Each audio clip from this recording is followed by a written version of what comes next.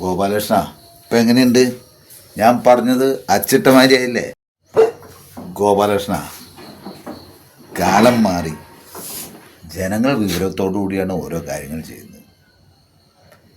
പറ്റുന്നോളം കട്ടിട്ട് election വരുമ്പോൾ എന്തെങ്കിലും ഒരു പ്രശ്നം അങ്ങോട്ട് ഇട്ടുകൊടുത്ത് കുറച്ച് ആനുകൂല്യം പ്രഖ്യാപിച്ചുകൊണ്ടൊന്നും ഇന്ന് ഒരുത്തിനും കുത്തില്ലടോ വോട്ട്. വോട്ടിൻ്റെ കാര്യം പറഞ്ഞാൽ ഒരു 100-500 വോട്ട് നിഷ്പക്ഷമായിട്ട് നിൽക്കും. അവർ തീരുമാനിക്കും ആര് ജയിക്കണം തോക്കണം. അപ്പം ഇനി അഹങ്കാരം കൊണ്ടൊന്നും രാഷ്ട്രീയം കൊണ്ട് മുന്നോട്ട് പോകാൻ പറ്റില്ല. ഒരു മുഴുവൻ ചെയ്തു കൊടുക്കാൻ പറ്റിയില്ലെങ്കിലും ഒരു 50% ജനങ്ങളെ സേവിക്കണം. എന്നാൽ മാത്രമേ അവർ വോട്ട് കുത്തുള്ളൂ.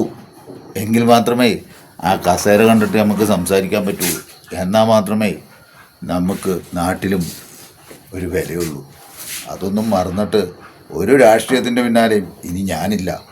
ഇനി ഞാൻ ജനങ്ങളുടെ ഒപ്പാ. ആശാൻ പറഞ്ഞ കറക്റ്റാ. ജനങ്ങൾ ഇപ്പോൾ നോക്കിക്കണ്ടേ ചെയ്യുള്ളൂ. ഇനി ഞാനും ആശാൻ്റെ ഒപ്പം തന്നെ ജനങ്ങൾക്കൊപ്പം നല്ലതിനൊപ്പം നിൽക്കേ.